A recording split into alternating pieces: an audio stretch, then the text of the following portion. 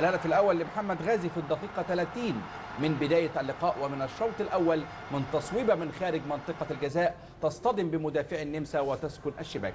الهدف الثاني للمنتخب المصري عن طريق اللاعب محمد إبراهيم، ومن خطأ من حارس المرمى النمساوي يستطيع محمد إبراهيم أن يحرز الهدف الثاني للمنتخب المصري في الدقيقة 59.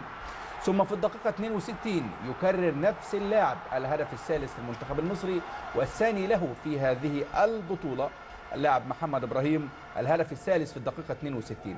ثم في الدقيقة 81 أيضا يتابع متابعة رائعة بعد ضربة رأس من حسين السيد محمد إبراهيم الهدف الثالث للمنتخب المصري، الهدف الرابع والثالث له في الدقيقة 81، ويصبح هو رسميا حتى الآن هداف البطولة نجم منتخب مصر اللاعب محمد إبراهيم. أما المنتخب البرازيلي الذي كان يلعب في نفس التوقيت مع المنتخب البنمي وأيضا أنهى مباراته بالفوز ب4 أهداف مقابل لا شيء واحتل قمة المجموعة بفارق الأهداف عن المنتخب المصري. الأهداف للمنتخب البرازيلي في اللحظات أو في الدقيقة 39 عن طريق اللاعب هنريكي في الشوط الأول في الدقيقة 39 يتقدم للمنتخب البرازيلي بهدف مقابل لا شيء.